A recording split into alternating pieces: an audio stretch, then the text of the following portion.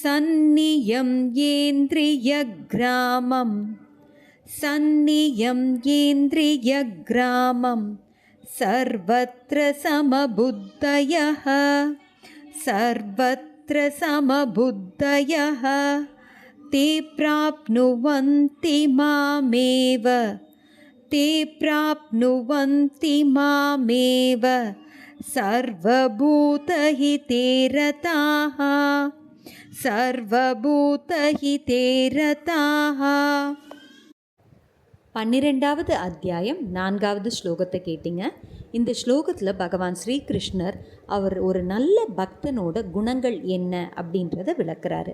விளக்கத்தை பார்க்கறதுக்கு முன்னாடி ஒரு சிறு கதையை பார்த்துட்டு வரலாங்களா?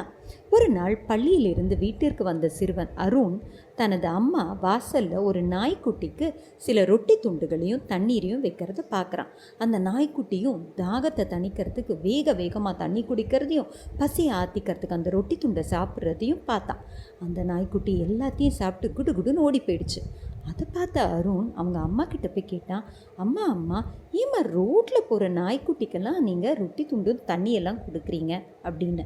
அப்போ அவங்க அம்மா சொன்னாங்க, இல்லடா கண்ணா, அந்த நாய்க்குட்டிக்கும் தாகம் இருக்கும் தானே, அதால் பேச முடியாது, பசிக்குதுன்னு சொல்ல முடியாது, அதனால் நம்ம தான்ப்பா உதவணும் அப்படின்னு சொன்னான். அது மட்டும் இல்லடா கண்ணா, நீ எந்த நாய்க்குட்டிக்கோ விலங்குகளுக்கோ தண்ணி வைக்கிறியோ பசி ஆத்துறியோ அது இறைவனுக்கு செய்கிற சேவையாக தான் இருக்கும், அது அப்படி தான் அமையும்டா கண்ணா அப்படின்னு சொன்னாங்க.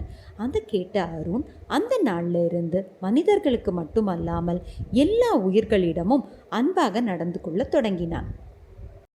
இப்போ ஸ்லோகத்தோட விளக்கத்தை பார்க்கலாங்களா? இந்த ஸ்லோகத்தில் பகவான் ஸ்ரீகிருஷ்ணர் ஒரு உண்மையான பக்தனின் 3 முக்கியமான குணங்களை சொல்கிறாருங்க. புலன்களை கட்டுப்படுத்த வேண்டும், அனைவரையும் சமமாக பார்க்க வேண்டும், எல்லா உயிர்களுக்கும் நன்மை செய்ய வேண்டும்.